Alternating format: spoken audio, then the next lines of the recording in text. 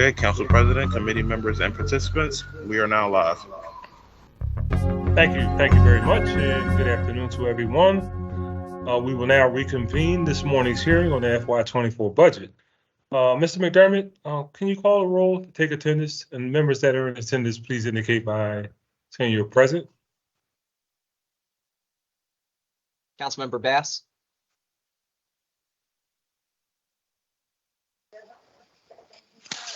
I see Councilmember Bass is present. Councilmember Brooks. Councilmember Driscoll. Good afternoon, present. Councilmember Gautier. Good afternoon, Council President and everyone listening, present. Councilmember Gilmore Richardson.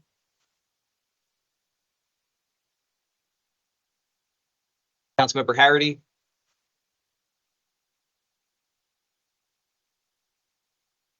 I see is present. Councilmember Johnson. Councilmember Jones. Councilmember Lozada.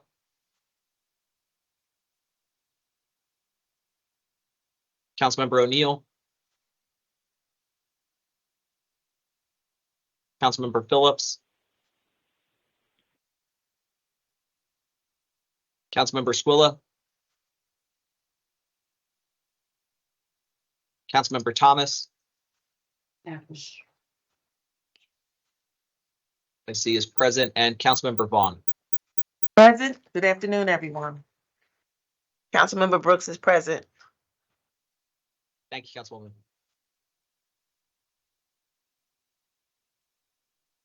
Good. All right. Thank you.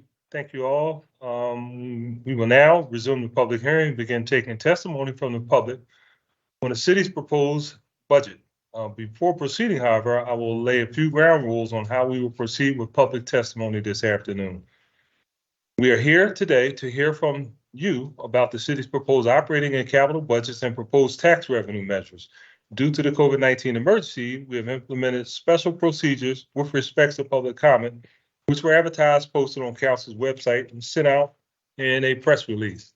Speakers interested in giving testimony were asked to call or email us by 3 p.m. yesterday so that we could take the technical steps necessary to provide an opportunity for public comment in a virtual environment. We also encourage everyone who asks to testify to submit written testimony to budget.hearing@villa.gov to ensure that their voice is part of the permanent public record. Any testimony submitted that way will be added to the record of this particular hearing. To ensure that there is an opportunity for all of you to be heard, certain ground rules have been established, and they go as follows. Your testimony should be about the city's proposed operating and capital budgets and proposed revenue measures. Once your name is called, you will then have up to 3 minutes to speak. In order to be fair to all those wishing to speak, we intend to hold faithfully to that 3-minute limit. Once you are asked to begin your testimony, timer will be started, and when there are 30 seconds remaining to your time, you will be reminded of this. And once your allotted time has passed, you will be asked to conclude your remarks. Mr. McDermott, are we ready? Yes. First witness. For the first name on the list. The first witness to testify is Kenneth Wood. Good afternoon. Yes, good afternoon. My name is Kenneth Wood. I'm a 60-plus year resident of the city of Philadelphia, all those years in the community of East Kensington.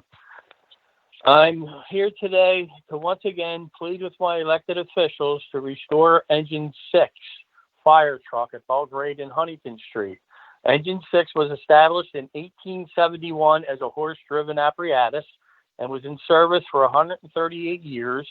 It moved to Belgrade and Huntington Street in 1952 and was stationed there for 57 years till it was placed out of service in 2009. This community is in dire need of this fire truck back. As you can see in this year's budget, the fire response times are apprehensible. The average nationwide time for a fire truck to get to your residence is 5 minutes and 20 seconds. But here in the city of Philadelphia last year, it was 6 minutes and 47 seconds. less than 1/3 of the time did a fire apparatus actually get on scene on time in the city of Philadelphia. In my community, since the building boom started here at the overdevelopment in 2015, we've over doubled, almost tripled the population and the amount of units in this community. And it's all lightweight construction. I mean, they've added thousands of units here, all wooden, lightweight construction. We rely on the fire truck to come from another community with water to come put the fires out. And that's just too risky for me and my community. We would desperately need this fire truck back. Other fire trucks shouldn't have to race here to put out fires and become involved in accidents, which recently happened. Last year's city budget, as I've handed you the paperwork on, and the Philadelphia Inquirer on February the 6th of this year, shows where the city had a $492.4 million cushion left over from last year. It's almost $500 million.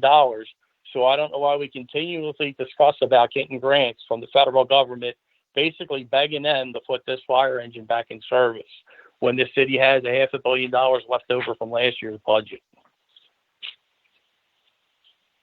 To continue to put the community at risk is just deplorable and uncalled for. Like I said, the fire incidents last year in the city of Philadelphia was over 48,000 responses. And like I said, we rely on other fire trucks to come from other communities, and it's just too risky. And I'm pleading with you to find the budget money to use to put that truck back in service as soon as possible for me and my community. Thank you for your time, and I appreciate it. You have a good day. Thank you. Thank you so much for your testimony. We really appreciate it. Thank you. I'd also like to acknowledge that Councilman Thomas put that he's present in the chat. Our next witness is Dr. Carletta Skipworth. Good afternoon.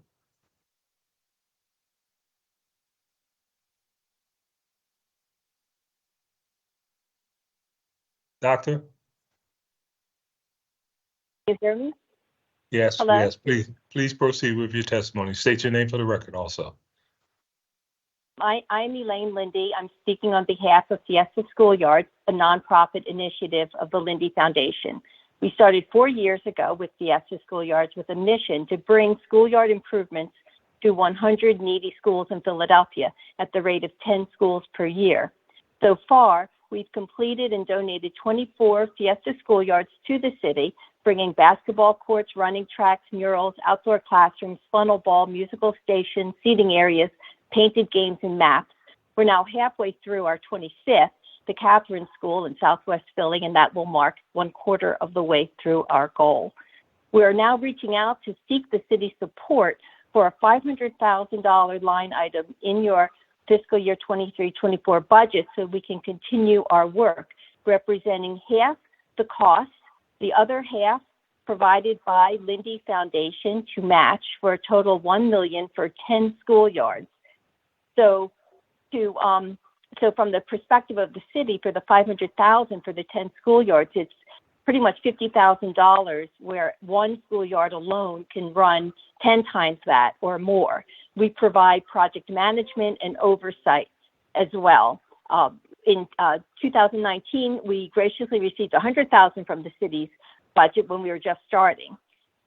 Currently, 8 council members have signed support letters for this current request, which include council members from districts 2, 3, 6, 7, 8, 9, 10, and council member at large Sharon Vaughn.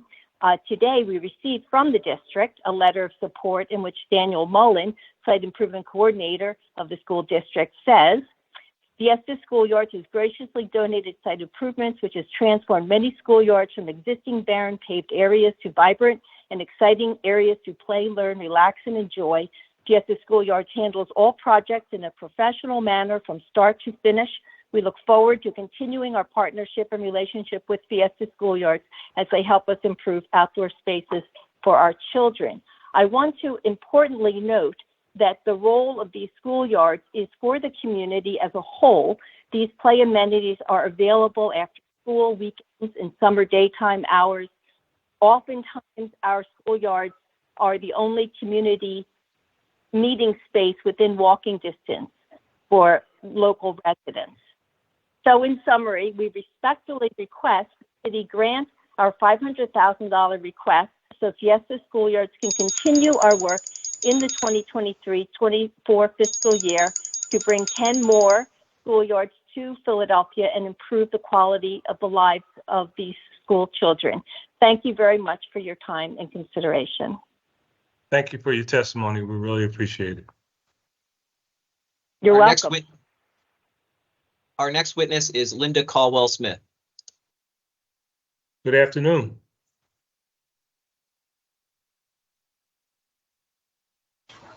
Give me 1 second. I believe Linda is not in. Can we go to Brian? Sure. Our next witness is Brian Valdez. Good afternoon. Good afternoon. Good afternoon. Please state your name for the record and please proceed. My name is Brian Valdez. I'm the Community Engagement Specialist with Inglis, and I'm calling today to request that the City Council allocate money within the Streets Department budget to support the installation of a Americans with Disabilities Act compliant crosswalk at Mary Alonzo Boulevard, adjacent to the Penrose Shopping Plaza in Southwest Philadelphia. As many of you may know, Inglis has been serving people with disabilities Philadelphians with disabilities for nearly 150 years. Our programs reach about 1,000 people per day, and we're also the largest provider of accessible housing in the Philadelphia region with 300 units. And I wanted to specifically talk about our Eastwood Gardens properties, which are home to 42 residents who use wheelchairs. They routinely need to cross Mary Alonzo Boulevard to use the shopping center and to get to the other shops in the plaza. There's currently no crosswalk or safety features to help them navigate that road. And it's a high traffic road.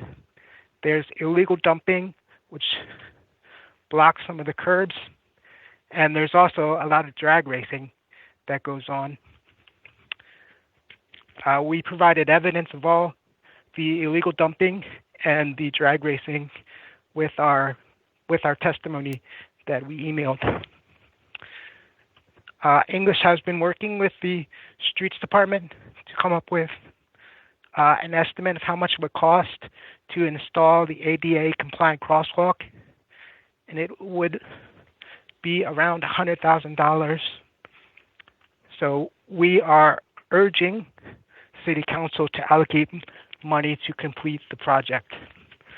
And I specifically wanted to read one quote from our residents. One of our residents, his name is Antonio. He's been living in the Eastwick Gardens for many years. And he says, overall, a crosswalk in our community plays a critical role in ensuring safety and accessibility of all pedestrians, particularly those with disabilities, and is a key component to creating a more inclusive and accessible community. Folks who live in wheelchairs in our community would benefit tremendously. And it would make the road safer for us, and we would not have to worry about getting hit by a fast-moving car. So, Thank you. And thank you. Thank you. Thank you for your testimony. We appreciate it. Our next witness is Constance Jones.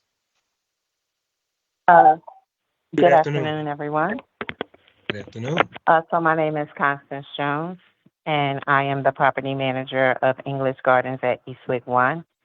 And I just heard Brian Valadez's testimony, and I can concur to the information that just was provided.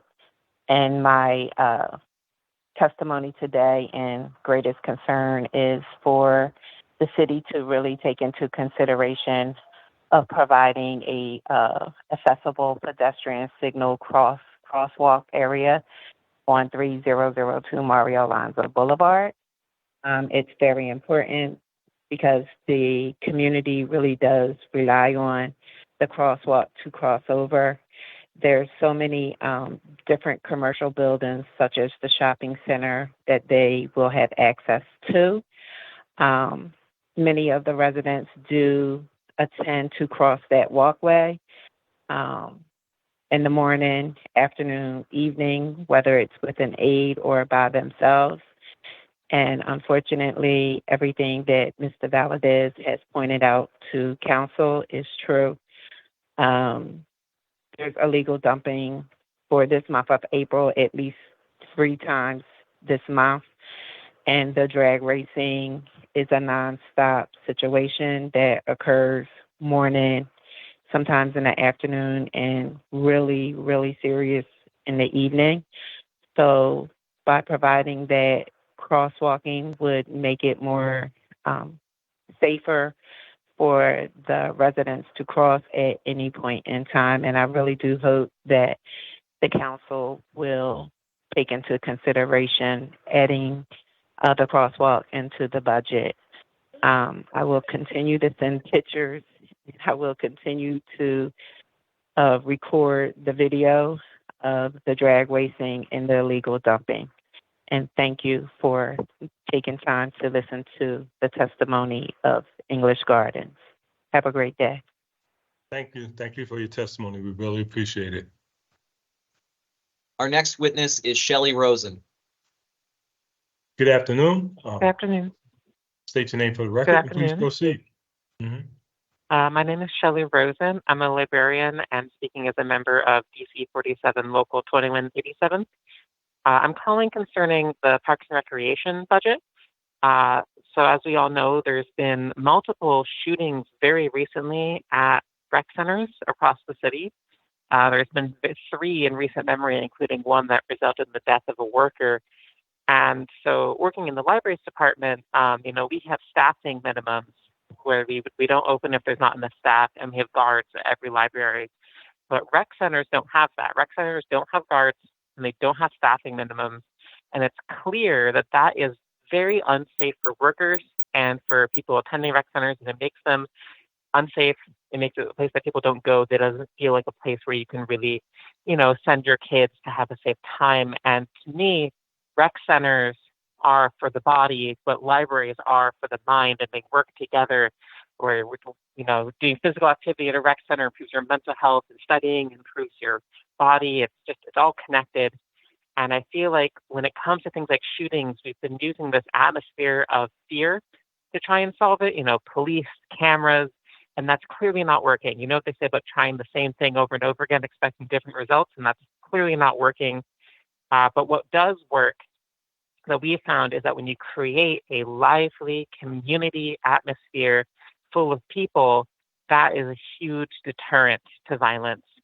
And so what I'm calling for is the same thing that Brett from Local 2186 called for in the news the other day, is $18 million to hire guards and other essential workers for rec centers across the city, and to fully staff and do a hiring spree for the Parks and Rec department, just like we did for the libraries, so that every rec center can be fully staffed and really a safe environment with staffing minimums and guards and people running programming. I think that's going to really rejuvenate the city and create those important third spaces that youth and people of all ages need, places that are community-based and don't expect you to pay anything. I think that's really lacking. Let me see what else I had in my notes. I think that's really what I was getting to is, it's so important that we fully staff. In libraries, we've been working overtime, hiring hundreds and hundreds of workers, and we're on track now to 6 days a week service in fall, hopefully. I want that for rec centers. I want them to have that hiring spree. I want them to be able to really make our parks and our rec centers this amazing community space as well, and serve our community. And that I think will be a huge boon to our safety and our well-being overall. So thank you for your time. Thank you. Thank you for your testimony. We appreciate it. Our next witness is Beatrice Sovich. Good afternoon. Hi, good afternoon. Can you hear me? Yes, we can. Just state your name for the record and please proceed. Thank you very much. Good afternoon. My name is Beatrice Sovich, and I'm a Philadelphia resident. And I am testifying today on the City Parks and Recreation operating budget because I am concerned about FTR Park, and I'm concerned not only about the destruction of the park, which is one of Philadelphia's most treasured green spaces, but about the stark absence of public engagement and exclusion of the community in decision-making or discussion about the issue, and complete disregard for the democratic process. So given its stated commitment to serving city residents and making Philadelphia park spaces to build community, integrate nature into urban life, and even combat climate change, the manner in which Parks and Rec is attempting to push forward the FTR Park Plan with no modifications, despite an outpouring of questions and concerns from the community that will be most affected, is disappointing at best. And the lack of transparency about who the true benefactors of the proposed sports fields will be, and the disingenuous endeavors to collect community feedback are insulting to South Philadelphia community members who will be most negatively impacted by the destruction of the meadows that will occur if they are paved over for athletic fields. And what is most disheartening to me is that at this time in which all evidence points to the fact that the health of our planet is in dire straits and that the existence of life as we know it is under serious threat unless we take immediate and drastic action, Parks and Rec is even considering destroying South Philadelphia's only urban woodland and meadowland to install 42 acres of synthetic turf. For over a century, the communities in South and Southwest Philadelphia have suffered from the toxic impacts of pollution and from nearby refineries and highways. And this project would only continue this trend by clearing trees, thus worsening air quality and causing increased pollution and heat. Additionally, the proposed synthetic turf fields will pollute the waterways at FDR Park and the Delaware River with PFAS and microplastics, the use of which the EPA has taken unprecedented action to advise against, and which would poison our soil and water. And this is not to mention the immense destruction of habitat that will occur for the hundreds of year-round and migrating species that call the park home, including endangered monarch butterflies. CPR has continually tried to greenwash this issue and has invested no time in animal safety, translocation, or removal during destruction of the park that already occurred last fall. So the problems that face the city of Philadelphia can seem insurmountable and will require radical and multifaceted solutions. And FTR Meadows are one of our city's greatest assets that make it such a vibrant and incredible place. So I strongly urge considering not paving them over with poisonous substances and avoiding creating a new problem for our city. Thank you very much for hearing my testimony. Thank you for your testimony. We appreciate it. Our next witness is Peter Fugel. Good afternoon. And fellow Philadelphians. My name is Peter Fugel, and I am testifying on the proposed operating budget, specifically for the Philadelphia Department of Labor. I'm asking the council to amend the proposed budget to increase funding for the Office of Worker Protections, which is responsible for ensuring that workers know their rights under the city's labor laws and that employers who violate these laws are held accountable. Without adequate funding for outreach and enforcement, the office will fail to deliver on promises made by this council. Promises of a fair work week, paid sick leave, or minimum wages for workers in the city. I appreciate the value of effective labor standards because of my work as a postdoctoral researcher at the Rutgers School of Management and Labor Relations. My research focuses on scheduling standards, such as the Philadelphia Fair Workweek law. This law has the potential to improve the health, well-being, and economic security of workers at large retail and food service chains, as researcher Kristen Harknett and colleagues found following the implementation of a similar law in Seattle.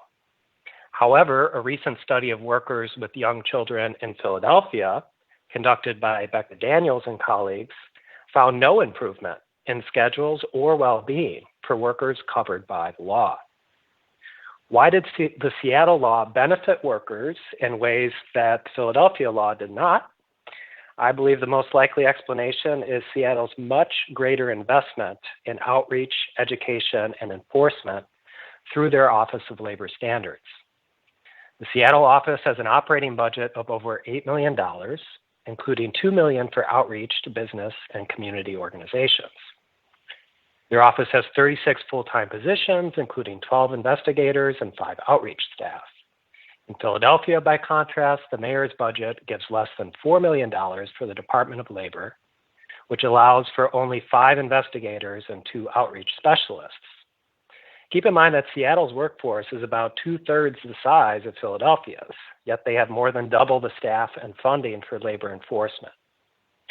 Given how far Philadelphia lags behind Seattle and other cities with well-funded labor departments, it's not surprising that Fair Workweek and other laws passed by this council fall short of their intent and potential.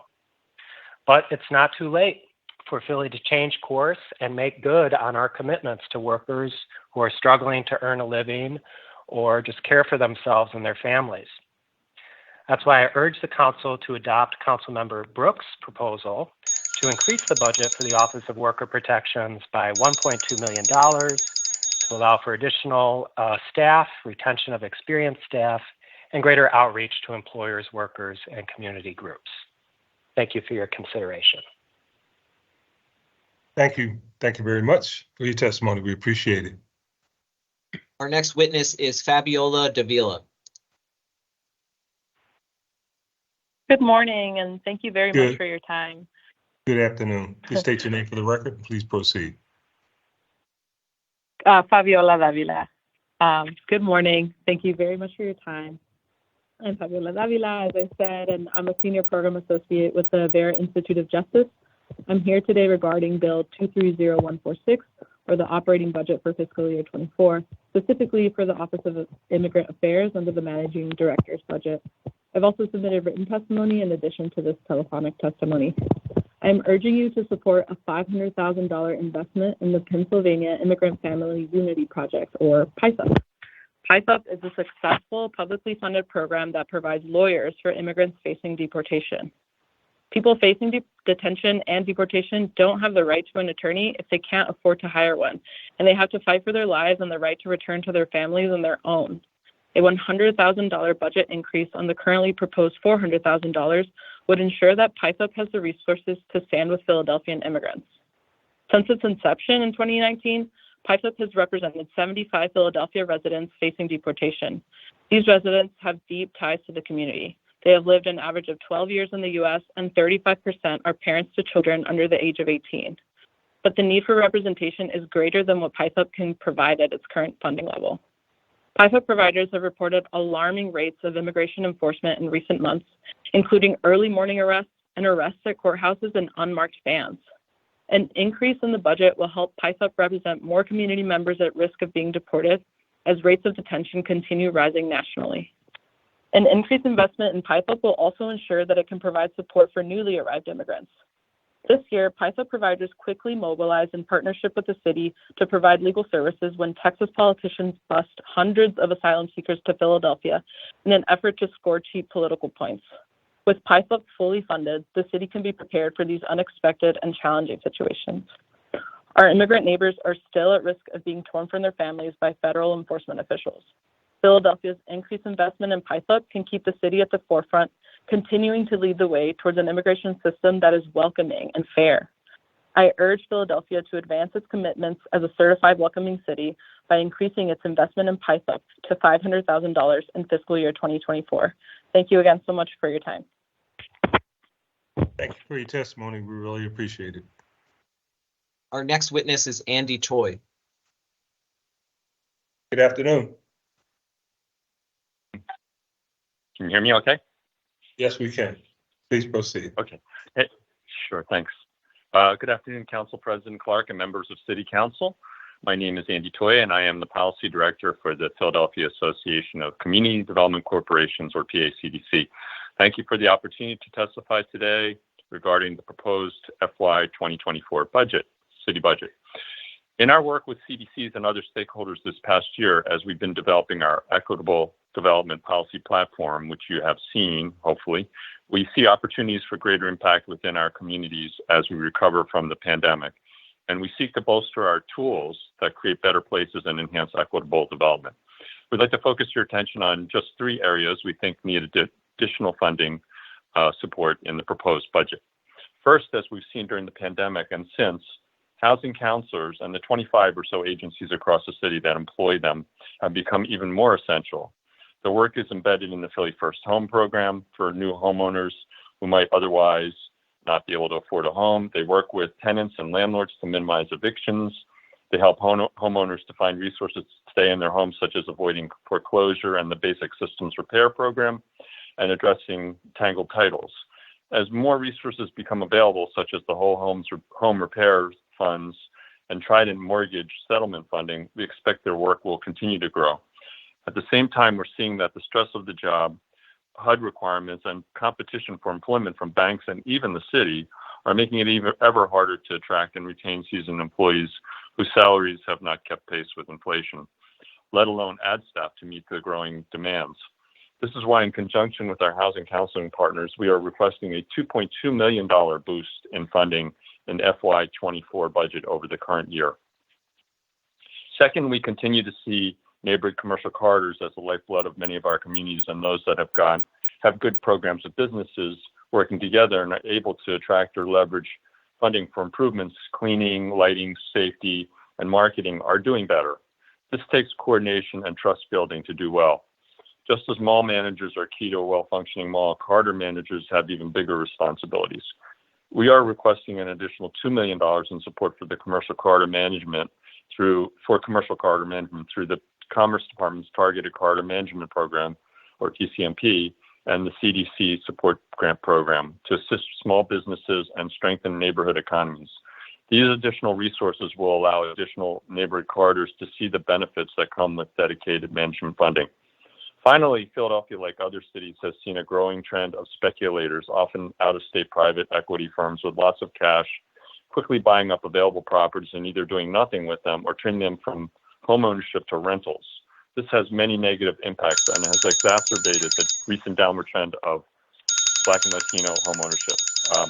Thank you again.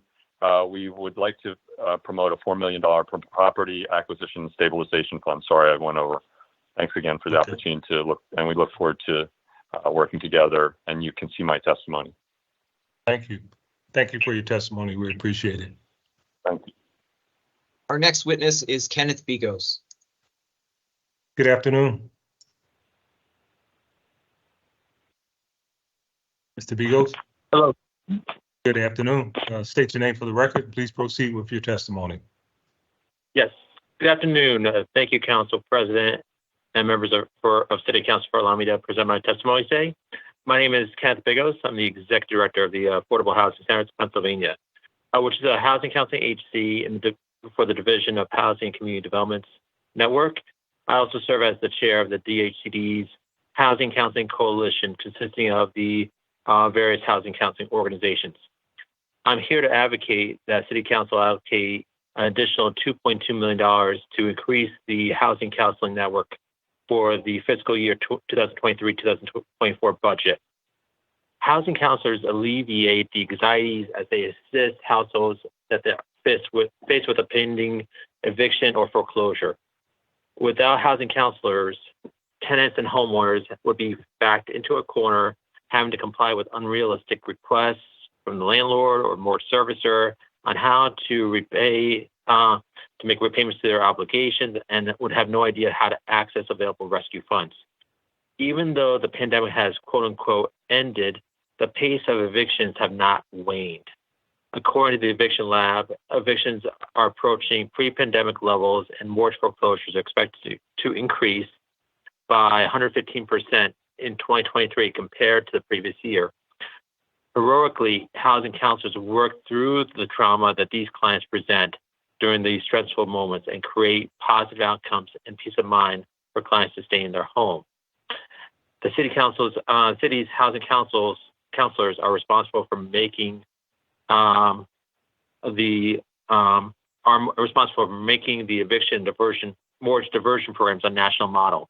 This tool has provided legal protection and has prevented thousands of Philadelphians from being displaced from their home and their community.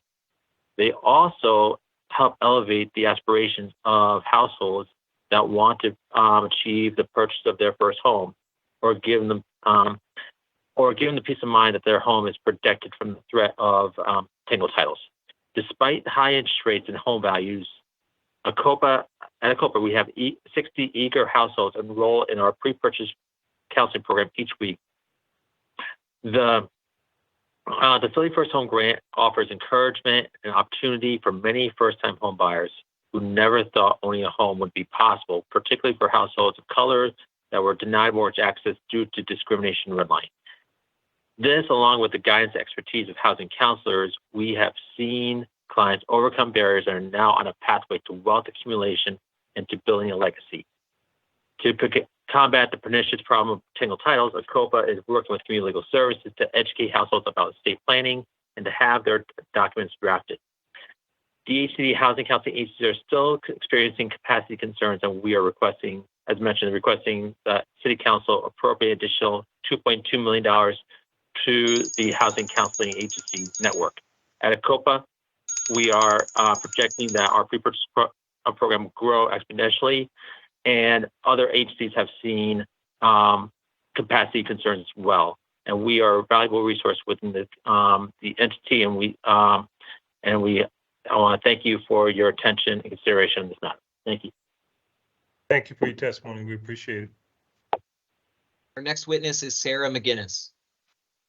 Good afternoon.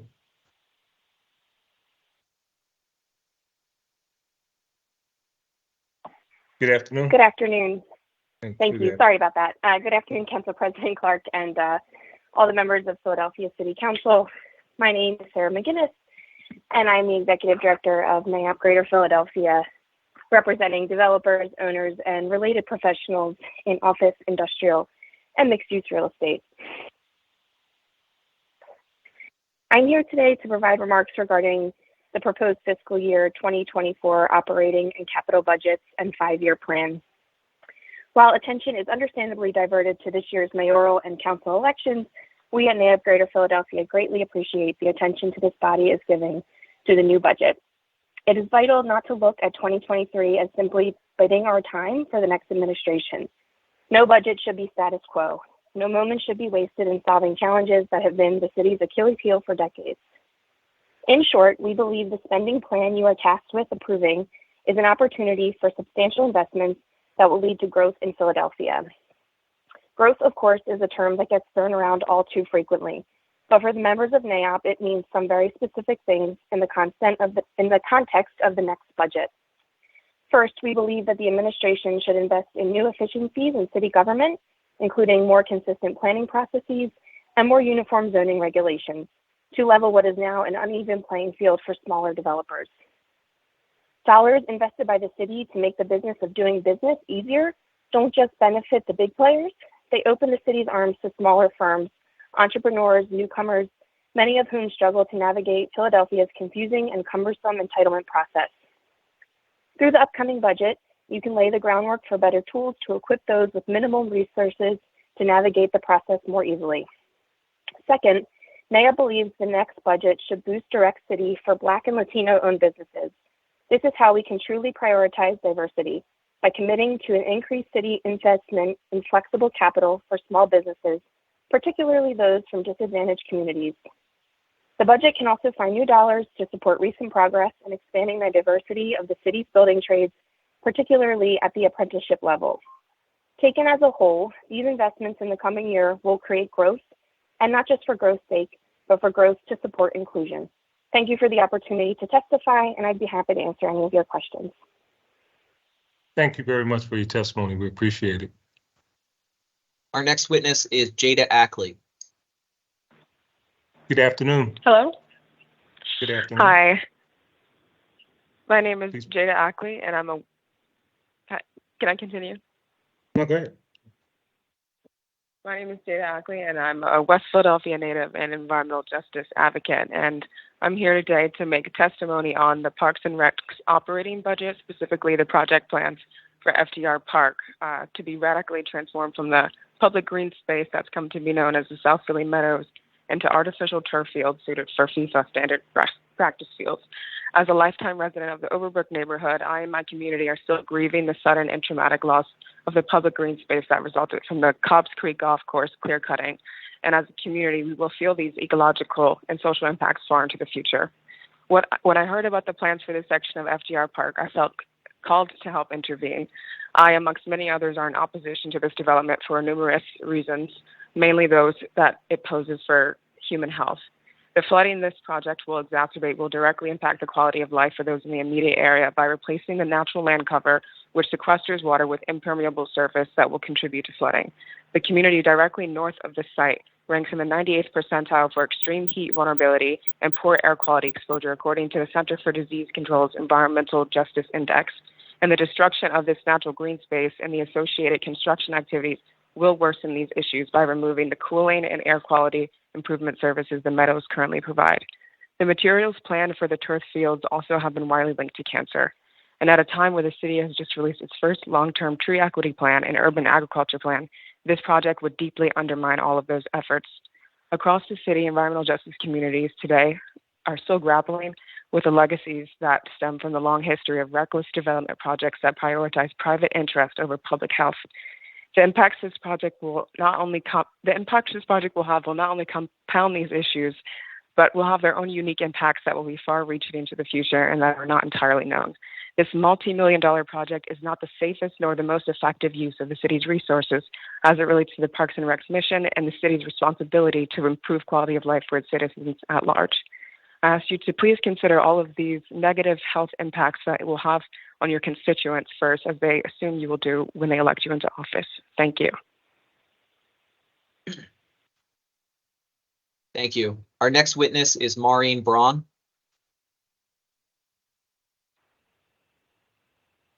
Hi, my name is Maureen Braun. Thank you guys so much for giving us the time to voice our concerns. I am a pediatrician at CHOP. I work at the CHOP clinic in South Philly, and I live in South Philly. I have two daughters who are 5 and 7, and I'm adding my voice to the many others here today, as well as the many others who could not be here today, namely the children of Philadelphia, the kids I see at work every day, the kids that need access to nature and open space in this city, to ask you all to please save the meadows at FDR Park. As you just heard, there is a growing body of evidence supporting the benefits of regular time in nature, particularly for children and adolescents. It can help to mitigate the effects of chronic stress, which is a reality for so many of Philadelphia's young people who are living in poverty and among violence in our city. The Meadows is a refuge, and it's for everyone. It's free, it's accessible, and the proposed $100 million sports complex that would not only destroy a public health resource that the city so desperately needs, but it would replace it with toxic artificial turf, which contains carcinogens, as you guys heard, including PFAS and other chemicals. And that's been research that's been known for years. Like when I was in training, I had a mentor who testified against artificial turf field installation. So we know what we'd be putting in there and how it could affect our children. The proposed complex would be harmful to our kids' physical health, and it would take away this amazing space that's actually helpful to their physical, mental, and emotional well-being. And I so appreciate all the testimony from the environmental justice people. They know much more than I do about the flooding and the environmental repercussions. But just to be a voice that I think represents much of this community, I have kids who play sports. My nephews live in South Philly, and they play like traveling sports. They're super competitive and into it. Many of my patients are athletes and participants in youth sports. I was actually a former collegiate athlete. I grew up playing sports. I understand the importance of youth sports, and I support them. But let's restore the many neighborhood fields that have fallen into disrepair. Keep some fields local where kids can walk and play games. Let's make that distribution and quality of playing fields equitable throughout our city's neighborhoods. Restore what's there so kids can feel like their city sees them, and then preserve this natural jewel that we have. We all know, it's been said, that the tree canopy throughout Philadelphia, but particularly in South Philly, is struggling. And people don't want to live in a city that doesn't have pockets of peace and nature. If the Meadows go, I really believe taxpayers will follow. People don't want to live in a city that is completely paved or that has like chemical-laden toxic fields instead of some natural green space. We want a city with trees. We want space to walk and relax and play. So please save this natural space. Give our kids access to trees and open space, the chance to maybe see a bird or a turtle, and it's just a subway ride or a walk away. Please do not spend $100 million to ruin our natural tool with a toxic latent field system. Restore the neighborhood parks and leave the meadows as they are, please. And thank you so much for the time. Thank you. Thank you for your testimony. We appreciate it. Our next witness is Madeline Dahlin. Good afternoon. Hello, are you able to hear me? Yes. Please proceed with your testimony. Hi, my name is Madeline Dahlin. I'm a resident in West Philadelphia. I'm also working for the School District of Philadelphia in the Strategic Partnerships Office. And I'm calling to talk about the budget for the Parks and Rec Center and the plan for FDR Park and the Meadows. From personal experience, the park is a really important space for me. I feel like there are very few green spaces that are this open with this many trees, and it can be a really important space for myself and others to, be able to relax and feel safe and comfortable. But I just wanted to talk specifically about a few issues that I see with the new plan. First of all, the synthetic fields that are planned to have the turf put in. It's been said by the EPA that there's no safe levels of these PFASs, the plastics, for us to have and to be in the water. And it feels really unsafe that this would be right here next to the wetlands, and also for students, the athletes, the children, the families that would be using these fields. That's not safe, and it's not good for folks. It would make them sick. So I really don't think that this should be something that the city is using instead of grass. It's beautiful grass right now there in the meadows, and I believe that should be kept. And I just want to note that other cities are banning the use of these turf fields. And secondly, I just wanted to say that I believe that there's so much nature in our city. We're lucky that we have so many parks. And this is one of the biggest parks, and it's really upsetting to me that there'd be so much money of the budget spent to destroy this nature and this great space that we have. And instead, it could be used to improve so many other parks across the city that really feel like they're really disinvested in, especially parks that are in neighborhoods. This one is a great gathering place that many people go to, but it is on the edge of the city. So I really think that the money should be spent in neighborhoods where there's not a lot of green space and trees, and planting more trees and stuff there. And my last point that I just wanted to say is that the turf, if it would be built, it's made of plastic, and that's really not good for the environment. It would need to be replaced. That would be a lot of waste that cannot be recycled and destroying habitat in the process. Right now, there's lots of beautiful birds and animals there, and if this FDR park plan is followed through on, a lot of that would be destroyed. And just wanted to note that in the process, they took down the dam, and this past weekend when I was there, the whole park, there's playgrounds and stuff like flooded, and that just really does not inspire confidence, when this is supposed to be about, creating safe wetlands and everything. So I hear the bell ringing, and I just wanted to say, I don't want there to be worse air quality and hotter temperatures in the area because of taking down trees, and that these green spaces are really important for our neighbors, for our community, for our health, for our safety. So I really hope that you take that into consideration and save the meadows. Thank you. Thank you. Thank you for your testimony. We appreciate it. Our next witness is Harrison Mace. Hello, can you hear me now? Yes, we can. Please proceed with your testimony. Great, thank you. Good afternoon, City Council members. My name is Harrison Mace. I live in South Philly, and I love my city. I'm part of a number of organizations, but today I'm talking to you as a civically engaged citizen. I actually became engaged because of this outdated and maladapted plan for FDR Park. It was designed 4 or 5 years ago. How much do your children change in 1 year? COVID changed the whole world in a matter of weeks, so why haven't we been able to update the plan accordingly? In the literal words of Parks and Recreation, community engagement was a, quote, critical component of the master planning process. COVID changed all of our lives, our priorities, and especially our relationship to outdoor green space. It's time to revisit the plan together with the community. because we have a lot of questions as to whether the tens and hundreds of millions pledged really make sense here, especially when local neighborhoods, parks, fields, courts, and rec centers are underfunded and understaffed. The reason you've heard so many different flavors of questions and concerns about FDR today is testament to the issue of mismanaged leadership. Instead, leadership is continuously misdirected, lied to, and even gaslit us, the people. I tried to list out all the ways, but I can't fit them into my testimony today. So here are some of troubling highlights to share. Despite more questions emerging, like the whole park flooding due to contractor negligence just last week, Catherine Ott-Lavelle continues only to bulldoze and ignore us. And a question that's not often asked is why? Why won't they listen? Why are we in, quote, opposition at all? Are they afraid of a two-way conversation? Maura McCarthy's promised countless individuals she'd share toxicity tests, plans, data with us. None of that's ever been shared. And there's no accountability because the Conservancy is a private entity. Why are they even involved?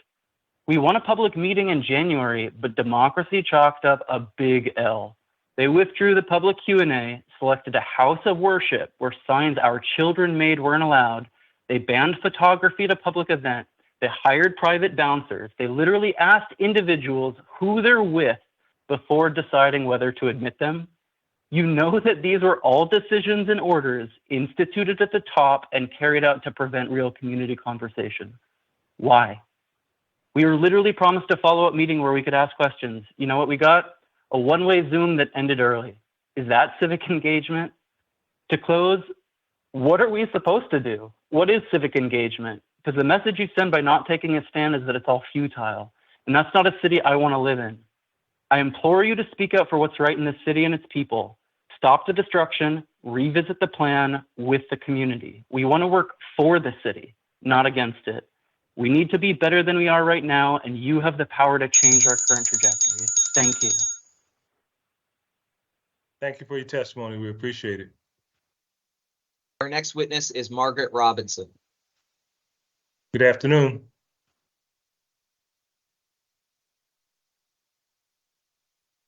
Ms. Robinson?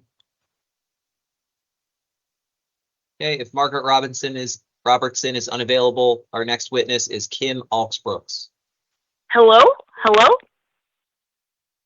Hello? Yes, hello. Yes, please Oh, state your I'm name for the here. record. State your name for the record. My please, name is please. Margaret. Go ahead. My name is Margaret Robertson, and I'd like to speak about the budget for the 1st Judicial District. Good afternoon, all. I'm a member of the Philadelphia Participatory Defense Hubs, and in part of my work, I'm in and out of criminal court, and also I've been involved in some dependency cases. I applaud the updating of the Stout Center sound system because the public, accused, even jurors have difficulty hearing in our courtrooms. I'm requesting that you additionally allocate money for the courts to install some type of programmable digital signs to inform the public about the courtroom speakers. We often don't know the identity of the judge or the names of the defense counsel or the prosecutors. In the future, all of these people may run for office, so it's important that we know who they are. We ask also that you increase the funds that the court has to provide for court-appointed counsel. In our HUD meetings, we frequently hear that the community members are not getting effective legal representation. We believe that attorneys who are court-appointed need court-funded training, funds for expert witnesses and investigators for their cases, and better pay. However, the court should require them to provide the hours they worked on a case and meet basic representation standards. By that, I mean meet with your clients, hear the client's story, investigate the case, go over the discovery with the client, obtain the discovery, first of all, speak to and subpoena witnesses, and present evidence in trials. We're also concerned about the use of Finley letters. They need to be more closely monitored. This is the imprisoned person's one chance to have the state pay for a review of appealable issues in the case. But we've seen it is possible for an attorney to file a form memo claiming there are no appealable issues without fully examining the case or conferring with the client. Finally, in dependency matters, parents lose their parental rights in cases that are often heard in closed courtrooms outside the public eye. And in the system, the government rewards the state financially for having children adopted. And parents do not receive money for free legal representation. We ask the City Council to use the budgeting process to examine the immediate and long-term effects on families and the Black and brown communities particularly, where the financial cost of retaining your children is prohibitive and the rules and laws in dependency cases are like a riddle wrapped in a mystery and an enigma. Compared to criminal law and procedures, dependency law is like comparing day to night because dependency is so obscure. City Council can fund and encourage a fair procedure and a more just community. Thank you for considering these concerns. Thank you for your testimony. We appreciate it. Thank you. Our next witness is Kim Aux Brooks. Yes, I'm here. Good afternoon. Please proceed with your testimony. Thank you. My name is Kim Aux Brooks. I live in East Falls. I've been involved in the park system as an advocate for many years. I was a founding member of the Friends group of Tacony Park, and I wrote and drew a Fairmount Park map that the Conservancy paid for and used in 2014. About the FDR project, briefly and to the point, this project will fail on many levels and therefore is a fiscal disaster and should not be supported. Here's why. I have a background in coastal ecology. This project is extremely insensitive to the environment. A lot of ignorance to place is occurring in the planning and implementation of the artificial turf for any success to occur. It's not going on hard ground in the city. It's going on a hill of mud in a wetland area. What Ott Level wants is instant fields on a flood-prone, low-lying area, so she's removed a tree canopy and plans on digging out a bunch of fresh mud to build up the area. You can't put a hot plastic rug on rich marsh mud in the sun, run around on it, and expect it to last. That turf will not only stink to high heaven, it will rot so fast you will be replacing them every 4 to 5 years. Paying for 12 rotting playing fields is a fiscal failure. When little bits of plastic start to show up on players' sneakers, you will be breaking the bank again. Any idea what it costs to deconstruct, dispose of, and replace 12 fields every 4 to 5 years? My research says it's about $2 million per field. And with rising sea levels, building in that area is very short-sighted. The whole thing could be underwater in a couple of years. A few more points. The polluted runoff from the turf plastic, chemicals, and cancer-causing phthalates will be directed into the tidal pool to be spread up and down the Schuylkill and Delaware River and beyond. That's an ecological fail. The fields are not 24/7. They won't be playable in the hot months, prime ball game season. They famously heat up like asphalt. Also, 24/7 is never recommended for these turfs. Overuse creates dangerous playing conditions as fields become impossible to maintain. If you play at night, the flora and fauna in that area will be adversely affected due to extremely high wattage confusing their natural order of sunlight. The electric bill, another financial fail. There's a much greater potential for injuries, heat strokes, and respiratory problems with artificial turf, showing a lack of responsibility to players. Lawsuits might occur because this is a known problem with fake turf. Finally, the fields are not for the use of Philly. That's just another fake carrot in this project. It's not in the middle of the city. It's next to I-95 and the Lincoln Financial Field for a reason. Ott Level is diverting money for the much-needed improvements and upkeep for our existing playgrounds and fields in order to have world-class playing fields, more to do with the World Cup games in 2026. There's a lot of misinformation connected to this project. 100% of the people in Philly that I have spoken to have a total what the heck moment when I mention these fields, and they don't know about this, by the way. Commitment to public forum is another fail. The people will not support the reality of this project in relationship to climate change, ecological, and fiscal responsibility. You got to start wrapping it Yep. up. Right. And okay, yes, and it's sad that our youth won't receive the help they need in their own neighborhoods. Please take this project off the table, protect the wetlands. Thank you. Thank you. Thank you. Our next witness is Lawrence Smolovich. Good afternoon. Good afternoon. Yes, hi, sorry about that. Yeah, my name is Lawrence Smolovich. I'm a resident of Cobbs Creek, where I organize regular trash pickups and bird walks. I'm also a volunteer with the Cobbs Creek Environmental Justice. So I'm calling to voice opposition to the Parks and Recreation budget and the city's capital budget for 2024. Specifically, I oppose the allocation of $1.5 million for the so-called capital improvements of the Cobbs Creek Golf Course. This is the second handout of this nature, totaling $3 million. It is outrageous that the city is giving $3 million tax dollars to the ultra-wealthy developers who are leasing the golf course from the city currently. The city has already given the developers a sweetheart deal by leasing out the 350-acre, $98 million golf course for just $1 up to 70 years and waiving all property tax and use and occupancy tax. In exchange for this sweetheart deal, the developers agreed to pay for all improvements to the golf course.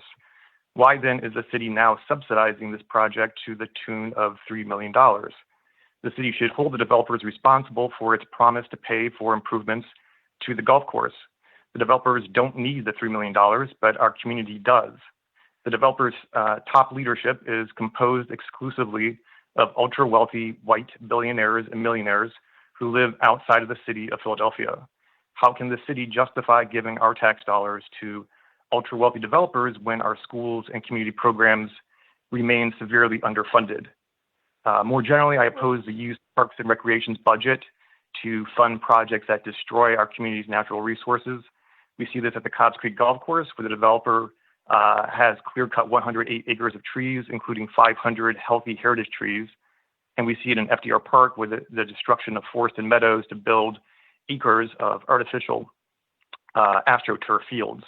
The Philly Tree Plan talks about the importance of expanding our urban forest, but in reality, the city is spending our tax dollars to destroy our trees and other natural spaces. Stop spending our tax dollars to destroy our natural environment, please. Thank you. Thank you for your testimony. We appreciate it. Our next witness is Brett Bessler. Good afternoon. Hello, my name is Brett Bessler. I'm Vice President and Business Agent of Local 2186. Thank you for giving me this opportunity. For the third year in a row, our local leadership and members have observed significant holes in the mayor's proposed budget. We're seeing no real action being taken to improve the staffing levels of our municipal workforce and city services our members provide. For the third year in a row, we have advocated for real investment in our members and the services they provide that keep our residents safe and ensure their ability to obtain necessary resources they need in spaces like our recreation centers.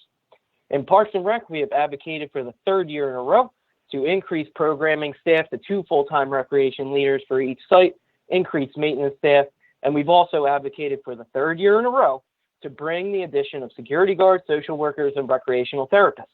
Yet, we see none of these valuable resources reflected in the mayor's proposed budget. We have advocated for more social workers in our prison system to aid residents in improving their mental health and ensure the smoothest transition back to society. We've advocated for more staff in L&I to keep our residents safe by conducting preventative safety inspections. We have advocated for more health inspectors and nurses in a Department of Public Health to keep our residents as healthy as possible. And despite these efforts, what we see in this proposed budget is the continuation of an alarming trend of contracting out and increasing the administrative bloat. We see an OHR struggling to keep up, but we see little to no increase in the professionals that can hire and fill these positions to ensure the funding this council body approves is spent accordingly. As an aside, I would like to point out that when you look at the budget, it seems we have absolutely no problem hiring and retaining the overabundance of exempt employees that do nothing but formulate plans for short-staffed, overworked, and burnout field staff to conduct. This begs the question of where exactly do our priorities lie? As it stands now, seems like these exempt employees, who some candidates this election season have admitted they don't even really know what they do, are taking priority over boots on the ground field staff that do the real work in providing services to our residents. I have heard stump speech after stump speech from candidates this election season where they express their support for these services, yet it still remains to be seen if we will put our money where our mouth is. This council body has the power to respond to the crisis in our city by investing heavily in our communities to improve the safety and well-being of our residents. I urge you to reconsider this proposed budget to bring transformative change to this city by supporting our members who run this city. We would love nothing more than to not have to repeat ourselves for a fourth year in a row. Thank you. Thank you for your testimony. We appreciate it. Our next witness is Christopher Setz Kelly. Good afternoon, Council President Clark and members of council. My name is Chris Setz Kelly, and I'm a Philadelphia resident residing in South Philadelphia. I am a managing attorney at Highest, Pennsylvania, one of the region's refugee resettlement and immigration legal services agencies. I urge City Council to increase funding for PIFUP, which stands for the Pennsylvania Immigrant Family Unity Project, to $500,000 for fiscal year 2024 in Bill 230146. PIFUP is a program that provides legal representation to members of Pennsylvania's immigrant community that have been detained by ICE, which stands for ICE Immigration and Customs Enforcement. The PIFUP program strives to provide universal representation to non-citizens in removal proceedings. Additional funding for fiscal year 2024 would allow PIFUP to increase its staffing and represent more Philadelphia residents. PIFUP is emblematic of Mayor Kenney and Philadelphia's commitment to welcoming immigrants hailing from diverse backgrounds. Just last winter, PIFUP attorneys were on hand to provide legal services to migrants that had been bused to Philadelphia from Texas. Legal representation for those detained by ICE is critical to protecting immigrant families. Often, it is the primary breadwinner of a family that is taken by ICE. When this occurs, the family is left without financial support until their family member is released by ICE. The Vera Institute reports that immigrants with an attorney are 3.5 times more likely to be released on bond. Thus, supporting universal representation programs like PIFUP is one of the surest ways to guarantee that families remain intact and stay out of poverty. The other benefits of legal representation are numerous. Many of our clients qualify for forms of relief such as asylum. It is nearly impossible for someone to succeed in applying for asylum when they are detained without the assistance of an attorney. Because they are incarcerated, clients are unable to gather documentation, contact witnesses, and undergo important psychological and forensic evaluations. Having an attorney to assist in preparing a client's case is crucial. Some studies indicate that immigrants with an attorney are 10 times more likely to obtain immigration relief than those without. Additionally, ICE often institutes removal proceedings against longtime permanent residents or green card holders who are not in fact deportable under governing law. Typically, only an experienced immigration attorney can identify these charging mistakes by ICE and intervene to prevent an unjust deportation. I've represented detained immigrants in both private practice and now with Highest, which is a nonprofit agency. I can attest that most immigrants detained by ICE cannot afford private counsel to represent them. Programs like PIFUP are critical for ensuring due process. Philadelphia should continue to stand with a growing number of cities that protect immigrant communities by supporting universal representation programs. For these reasons, I urge council to allocate $500,000 to PIFUP in 2024. Thank you. Thank you for your testimony. We appreciate it. The next person to testify is Ursula Anderson. Good afternoon. Hi, good afternoon. I am a 44-year-old resident of South Philadelphia, and I am calling to voice my concern about the plan for installing 42 acres of artificial turf fields at FDR Park. The primary reason that I am concerned with this plan is because it smacks of environmental racism. So the Parks Department has decided to install artificial turf fields in FDR. They've billed this as opening up access to soccer, which is a major sport for people of color, or Southeast Asian, Asian immigrants, Latino, Afro-Latino, Caribbean, African immigrants to the city. Yet they have decided to install artificial turf fields. Artificial grass is hot. Nobody who plays soccer prefers to play on artificial grass. Families who come out to watch soccer prefer natural grass. Yet the Parks Department wants to use artificial turf in an attempt to save money. But it will be at the expense of our people of color and immigrants who live in the city at their health, because it is well documented that artificial grass does contain toxic chemicals. And so the millions that are planned to be allocated in the budget to install these 42 acres of artificial turf, I believe that money should be directed towards maintaining, improving the existing resources, fields and courts that already exist that are in disrepair all over the entire city, including South Philly.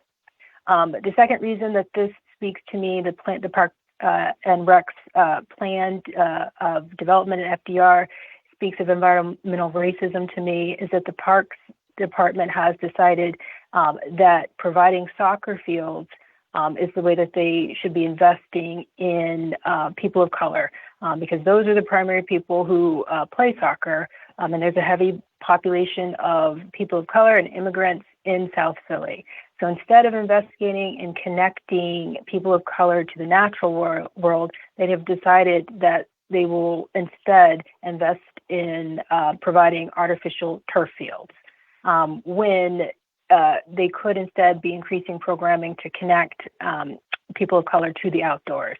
In particular, instead of destroying the meadows, they should be focusing on increasing programming to connect South Philly's only urban woodland to the people who actually live in South Philly who need it the most, and that's people of color. So again, I feel like the Parks Department should be increasing their programming and their resources to do community accessible urban agriculture, without orchards, and things like that. Thank you. Thank you for your testimony. We appreciate it. Our next witness is Catherine Miller-Wilson. Good afternoon. Good afternoon. My name is Catherine Miller-Wilson. I'm the Executive Director of Highest Pennsylvania. Thank you very much for allowing me to testify today. Can you hear me? Yes, we can. Okay, great. I'm testifying in support of the Pennsylvania Immigrant Family Unity Project, PIFUP, under the General Budget Bill 230146, adopting the operating budget for fiscal year 2024. I'm the Executive Director, as I stated, and I urge Philadelphia City Council to increase funding for PIFUP to $500,000 for fiscal year 2024. An investment in PIFUP of $500,000 is urgently needed to continue to promote a business-friendly climate, as well as safety, freedom, and family unity for Philadelphians. This additional investment of $100,000 over the current year's commitment would not only increase PIFUP's ability to provide critically needed representation to Philadelphia immigrants, but also be a critical part of any plan to grow Philadelphia's economy and promote safety amongst its residents. And combat poverty as well. While these ramifications for an additional $100,000 might seem unrealistically widespread, the Chamber of Commerce of Greater Philadelphia has been as concerned about the shortage of workers as they are about other business-friendly policies. There are staffing crises in every single industry, including at the city level. And a recent report noticed a population decline in Philadelphia, even while increased numbers of immigrants seek to make a home here. But they cannot do so if they're sitting in immigrant detention or hiding in the shadows for fear of being detained. Immigration legal representation frees these future workers, business owners, homeowners, and civic-minded neighbors to build a life in Philadelphia. Fleeing from persecution, extreme poverty, and places where individual rights are not respected, immigrants that arrive here want nothing more than to participate fully in what our city has to offer. Supporting immigration legal representation must be a part of any sound plan for Philadelphia's future. Philadelphia's investment thus far has brought critical benefits to the city since its inception in 2019. PIFUP has directly represented 75 Philadelphia residents facing deportation. These residents have deep ties to the community. They have lived an average of 12 years in the United States, and 35% are parents to children under the age of 18. In total, PIFUP has helped 20 Philadelphians secure release from detention, reuniting families and supporting strong communities. While the success rate for detained cases that go unrepresented nationwide is a staggering 3%, the success rate for detained PIFUP client cases is 30%. Thank you very much. I'm submitting this testimony in writing. Thank you for letting me testify. Thank you for your testimony. We appreciate it. Our next witness is Lady Danny Morinich. Good afternoon. I think that Parks and Recs should have a substantial budget, but I don't think that they're using their funding in a way that stewards our diminishing urban green spaces or that it supports all of our communities. When the Hobbs Law was passed, it was to ensure that glyphosate-based herbicides weren't used in public spaces that were used by children and pets. Yet because it isn't enforced, they're still being used. Now they're planning to cover 12 proposed fields at FDR Park with artificial turf that contains PFAS and can impact the children that play on it and contaminate the water and land beneath the surface. And the claim that PPR is looking at safe turf, well, we only need to look at Portsmouth, New Hampshire to see how manufacturers lied about providing PFAS-free turf, only to find out that it does contain the chemicals which are now leaching into the soil and water. And while PPR is pushing the FDR multi-field agenda, saying it's necessary to provide safe play areas for Black and brown youth, if that were truly the case, then instead of spending millions in one location trying to monetize public lands, it would be a more responsible use of funding by offering extensive resources to parks and rec centers across the city, not just to install cameras, but to fund security and programs that focus on conflict resolution and training to provide skills that kids can later parlay into careers. Physical activity and team sports are wonderful for exercise and teaching kids how to work together. But nature is also a wonderful teacher, and for a larger number of people. My mother used to say that more is caught than taught. So what example are we setting for our children if we don't challenge PPR when they clear-cut trees, introduce toxins into the landscape, and dedicate a majority of funding to one project in just one section of the city while allowing others to languish?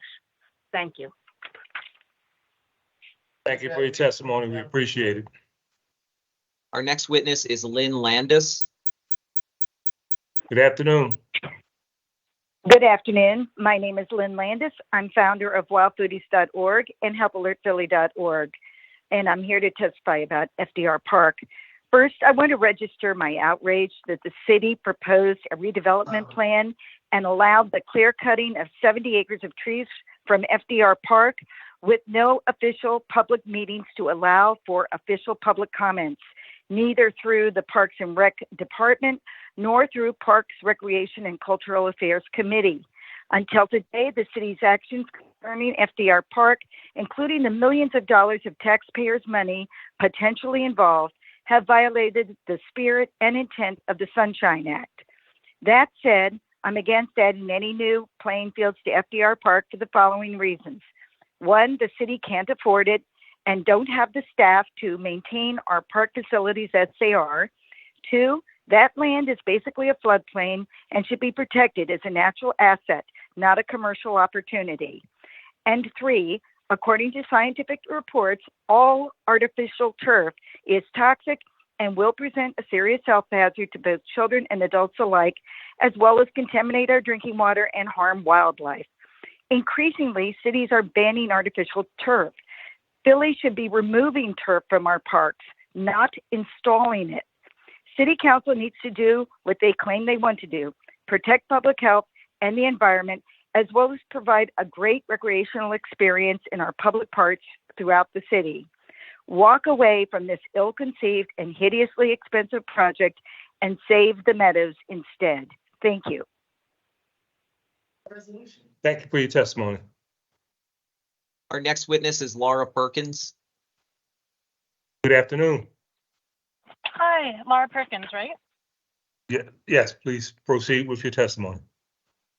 Hi, my name is Laura Perkins. I'm the human rights organizer at Casa San Jose, a Southwest Pennsylvania Latino community organization. I coordinate legal services for low-income undocumented immigrants who do not have money to pay attorneys. I'm commenting along with many written testimonies, asking Philadelphia to include $500,000 for the PIFUP, Pennsylvania Immigrant Family Unity Project. Although I do not personally live in Philadelphia, I stand in solidarity with all immigrants in Pennsylvania asking for this funding for this project. Regardless of our political opinions on immigration policy, we can all agree that the 14th Amendment to the United States Constitution grants due process to all people currently on U.S. soil. I've attended hundreds of immigration court proceedings, and I'm here to tell you that due process is being violated every day by our immigration courts, which treat pro se defendants, those who cannot afford attorneys, completely differently from those who have attorneys. This is discrimination based on socioeconomic status and other factors. The Pennsylvania Immigrant Family Unity Project, PIFUP, is fighting for the rights of low-income immigrants in Pennsylvania, many of whom live in Philadelphia. Some examples of cases they've taken. Case number 1, a 14-year-old youth who crossed the border on his own to reunite with his brother in Pennsylvania. After multiple months detained in Texas, he was finally released, but he was mistakenly assigned to immigration court in Texas. He was told unless he had an attorney, he would have to travel to Texas for his court. If he didn't, he would be ordered deported. PIFUP took this case, and 2 years later, he is still happily living with his brother and attending public school. Case number 2, a single mother who was a victim of severe domestic violence. She was originally assigned to court in Maryland, which is where she was initially abused, but she escaped to Pennsylvania. Although her abuser followed her and her 6-year-old daughter to Pennsylvania, where he beat her face to the point of where she was unrecognizable and attempted to kidnap her, my organization got her to a safe location, and PIFUP is helping her get legal status through the U visa. And case number 3, a man that has an open criminal case against him, although the accuser has since recanted. PIFUP took his case because they do not discriminate against people with criminal charges, which many immigration legal service providers do. This is an important policy because immigrants pay double for criminal accusations, even though they are 2 separate legal processes. PIFUP supports hardworking Pennsylvania residents who face discrimination and are simply fighting to survive. As a social worker and community organizer, I truly cannot think of a more important service for our community. This is needed more than housing, food, childcare, or employment services. I respectfully ask that you support our growing Pennsylvania immigrant community and include $500,000 in the budget for the Pennsylvania Immigrant Family Unity Project in Bill 230146. Respectfully, Laura Perkins. Thank you. Thank you. Our next witness is Amanda Collette. Good afternoon. Good afternoon. State your name for the record and please proceed. Sure. Good afternoon. My name is Amanda Collette and I live in Roxborough. I serve as a Democratic City Committee member in the 21st Ward, and I'm here today as part of Transit Forward Philadelphia. I'm a senior administrator at Temple University's College of Engineering. I also volunteer with the mentoring program Students Join Philly Style, which serves youth across the city, many of whom use SEPTA to participate in the 9-month program. I moved to Philly 25 years ago to attend college and lived without a car in the city for over 20 years. I was able to get around the area via SEPTA and truly value the impact of a broad, well-funded public transit system on the quality of life. I continue to commute to work most days via the regional rail system. I am testifying in support of the mayor's proposal to establish Philadelphia's first low-income fare program, projected to reach 25,000 people. This program puts Philadelphia on par with peer cities like LA, Seattle, Boston, and New York. Affordable transit access allows poor residents to live without a car, an investment that immediately depreciates and costs thousands of dollars per year to maintain. 22.8% of city residents are at or below the poverty level as of 2021, including 28% of Black residents and 36% of disabled residents. The proposed program creates additional access to jobs, housing, and cultural institutions for impoverished residents, and is also a push toward racial and disability justice. A person making the minimum wage in Philadelphia earns about $15,080 annually and would not qualify the program as currently proposed. We strongly encourage you to expand the program to cover those above the poverty line too. I'm also testifying to request an increase in local contributions to SEPTA operations and capital. Philadelphia ranks 28th in local contributions across all transit systems in the country. This is despite generating the 7th most revenue from fares of any system in the U.S. With the Bipartisan Infrastructure Act, public transportation is poised to receive once-in-a-generation new funding. To qualify for most of this money, transit systems must be able to provide local matching funds. Currently, the lack of local investment means Philadelphia will not qualify for those vital grants from the federal government. I cannot fathom the possibility of leaving funding on the table because we did not do our part. I will conclude with this. I run with a young woman her students run who relies on the school transit pass to get to and from school and any other activities. Her family cannot afford additional transit passes for her to get around outside of the hours for her school pass. She often misses our weekend practices, so that means she is not able to be among the 600 students running the Broad Street Run on Sunday. How many other Philly youth are unable to fully participate in out-of-school programs due to lack of funds for something as simple as a bus ride? I urge you to consider creating access for more low-income Philadelphians and to invest more in the system so that we can maximize federal investment. Thank you very much, Council and Council President, for your time today. I look forward to seeing your commitments to equitable transit investment. Thank you very much for your testimony. We appreciate it. Our next witness is Kate McGuire. Good afternoon, and thank you, council members. My name is Kate McGuire. I've lived in the 19145 zip code for over 10 years. I'm a regular volunteer at FDR Park, and I participated in the Park Plan community surveys in 2017 and 2018. We have a once-in-a-lifetime chance to give South Philly kids access to a big forest. There will be ample chances to invest in maintaining neglected rec centers and improving existing ball fields, which we absolutely should do. But if we take down the remaining forest, these kids will be grandparents before we have another opportunity like this. Artificial turf fields are a terrible and expensive idea, and we should not waste money on them. They create heat islands, cause a high injury rate for those who play on them, release microplastics into our waterways, and they only last 8 to 10 years before we have to spend millions more in taxpayer money replacing them and disposing the old ones. We should preserve the mature trees, animal habitat, and numerous native plants that remain on the western side of the old golf course. Over 50 years of studies show that access to nature spaces leads to significant positive outcomes for kids across social, behavioral, and educational metrics. Philly kids deserve that kind of goodness. This is a once-in-a-lifetime opportunity to give our kids that access. Yeah, spend some money on the existing ball fields, please. Spend money on our existing neglected rec centers, please, absolutely. But let kids have some unstructured playtime in nature. Spend our money getting caring adults to take kids on nature walks. Teach them plant and animal identification. Give them a life appreciation for their environment. No to wasting money on artificial turf. Yes to preserving our forest. Yes to healthy opportunities for kids. It's a better budget choice. It's better for the air quality. It's better for our summer heat. It's better for the ecosystem, and it's better for Philadelphia. Thank you very much for your time. Thank you very much for your testimony. We appreciate it. Our next witness is Lance Haver. Good afternoon. Good afternoon. My name is Lance Haver. I live in Hawthorne, a South Philadelphia neighborhood. As I believe in full disclosure, I want to put on the record in the past, I was the Director of Consumer Affairs for the City of Philadelphia and the Director of Civic Engagement for City Council under the current Council President, President Clark. And again, congratulations, President Clark. I hope you enjoy your retirement. Thank you. I currently work as the consumer reporter for Hall Monitor and am advocating the city budget contain enough funds to continue the reverse commute program that brings Philadelphia residents to, on average, $21 an hour jobs in suburbia, places where SEPTA just isn't practical. I'd like to compare how open City Council's budget process is to that of the state of Pennsylvania. Any resident of Philadelphia, such as myself, can testify regarding the budget. but only those invited by the state legislators can testify regarding the state's budget. Council is to be commended for supporting participatory democracy, and why the editorial board of the Inquirer does not commend council for doing so speaks more to the failure of the editorial board to understand the political process than anything else. My testimony today is to urge council to examine how the city's procurement and bidding process hurts Philadelphians and moves jobs out of the city. Here are 3 examples from the Water Department's current attempt to raise rates by 21%. One of the drivers of the rate increase is the poverty level in the city, a level that would be lowered if there were more living wage jobs available in Philadelphia. PWD, instead of using its procurement to create jobs in Philadelphia, gives contracts and businesses to out-of-state banks and firms. As I talk to you this afternoon, the Water Department has over $130 million in a bank account it calls the Rate Stabilization Fund.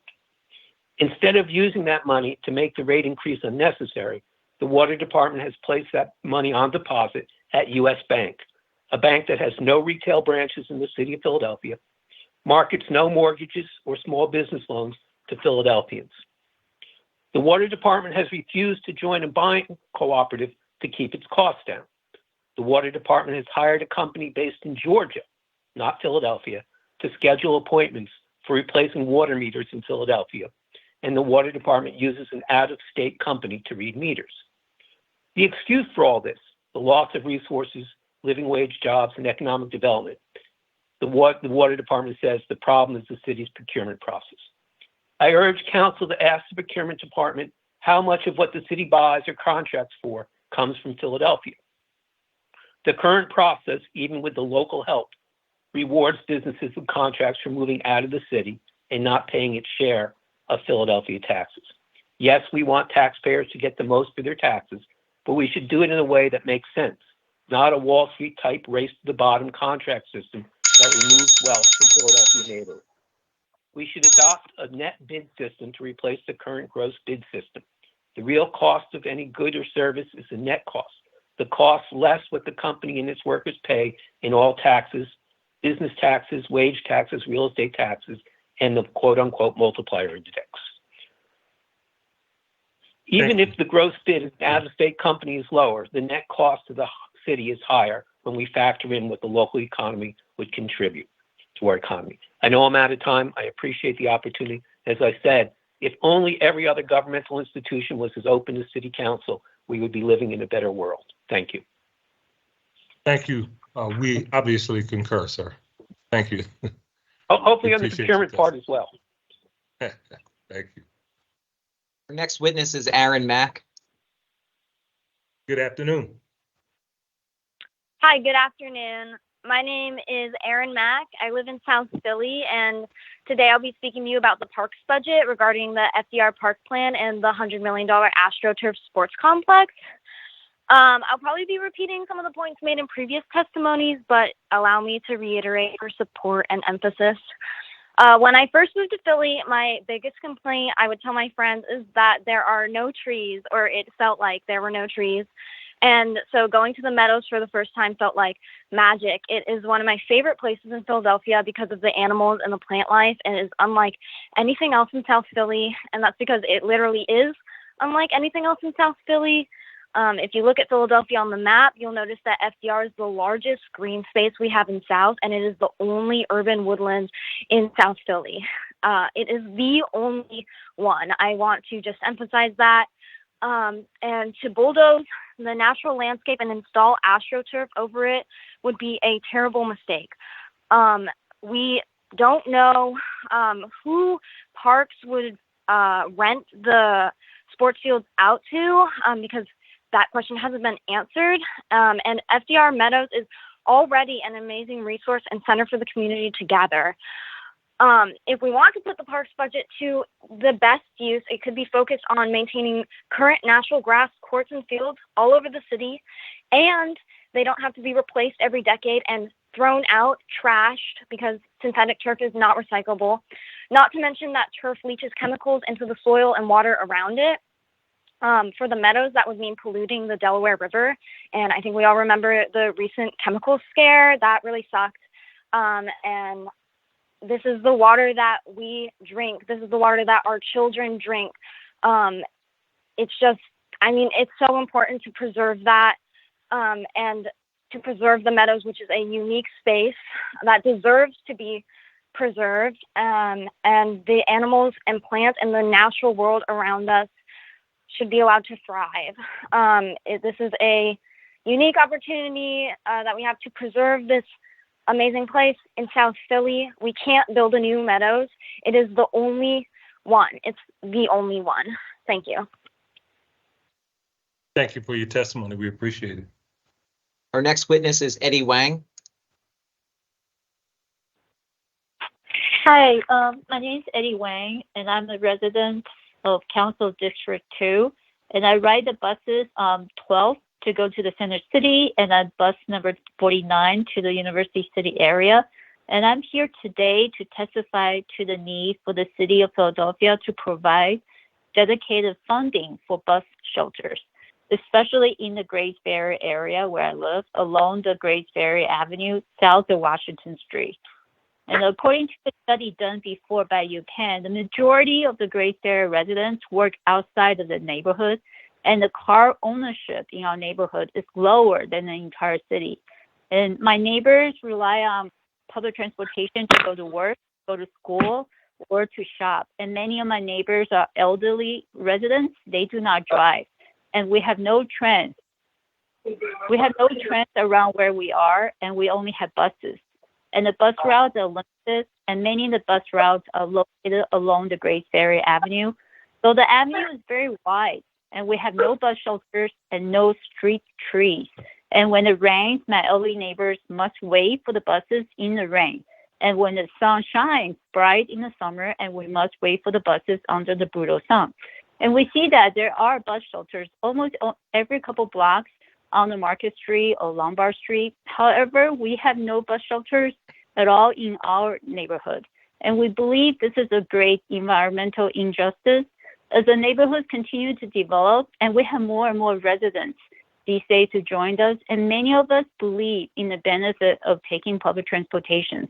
We don't want to have to drive everywhere. And the technology now is readily available. We can have smart bus shelters that can tell people, when the bus is arriving, and we can have green bus shelters, with flowers or trees or blooms that, that can throughout the season or purify the air.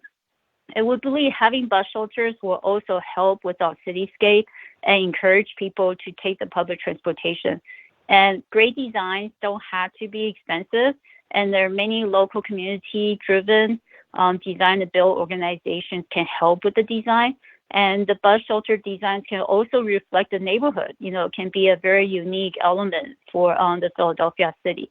So we urge the city to think creatively, equitably, and locally so all the Philadelphians can enjoy the same benefits. And I also want to urge the council to consider the proposal for free transit fares for the low-income household. And because the daily commute expense is really a burden for those people who don't want to rely on public assistance, and then they need to, and they want to work to support the family. So thank you for listening to the testimony, and I hope that what we say will be great for our community. Thank you. Thank you for your testimony. We appreciate it. Our next witness is Ron Blount. Yes. Good afternoon, Council President Clark and all council members. Thank you all for having us today, giving us voice in this process. I work for the Philadelphia Unemployment Project that operates the Commuter Options Program. It's a reverse commute program for folks that live in the city that can't get to suburban jobs. And so for $6 a day, $3 each way, we provide the vans, we provide the gas, the tolls, the maintenance, and we partner with Enterprise so this program can work. The city has been helping us with this program over the last 2 budgets, but we're not sure if it's still being funded. The majority of the money comes from PennDOT.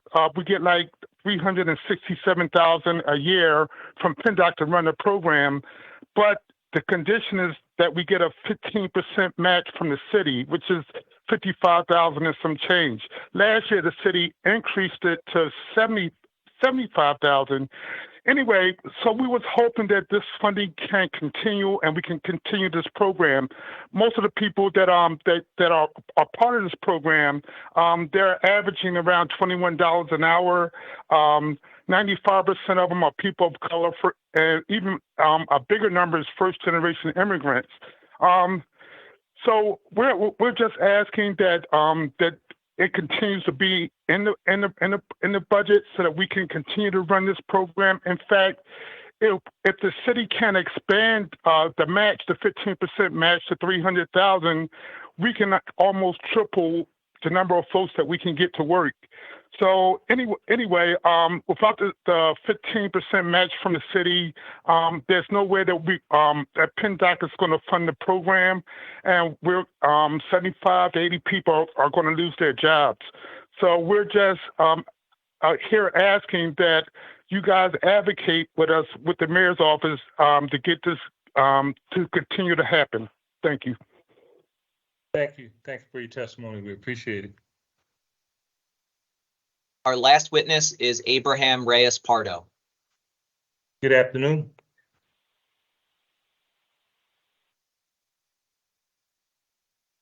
Good afternoon. Hi, good afternoon. Can you guys hear me? Yeah, just state your name for the record. Please proceed with your testimony. Hi, good afternoon. My name is Abraham Reyes Pardo. I'm the Director of Housing at the Urban League of Philadelphia. I'm here today to testify in favor of affordable housing, more specifically, the support needed by the housing counseling community. Housing counselors are the backbone of the historically celebrated foreclosure diversion program, the nationally recognized eviction diversion program, and key elements for the implementation of programs created through the Neighborhood Preservation Initiative, such as the Philly First Home Grant. The current conditions of the housing market continue to impact our capacity to respond and accommodate the needs of all of our clients.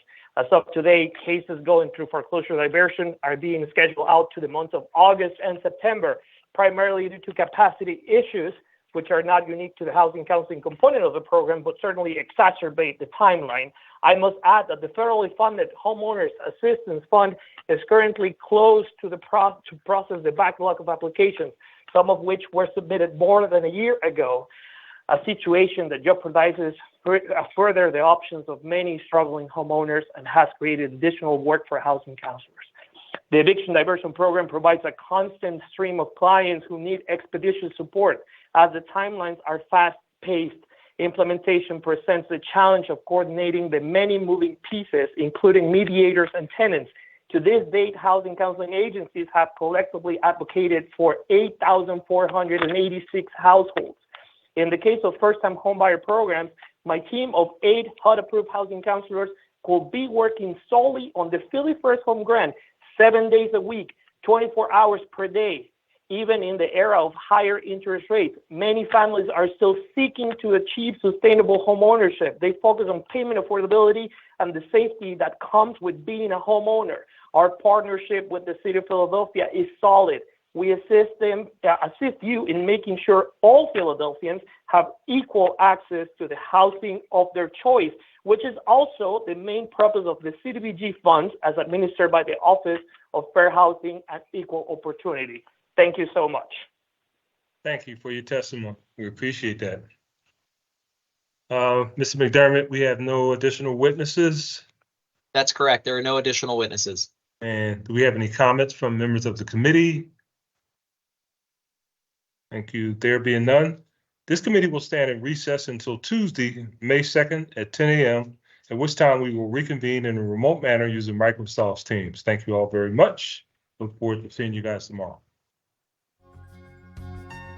Thank you, Council President.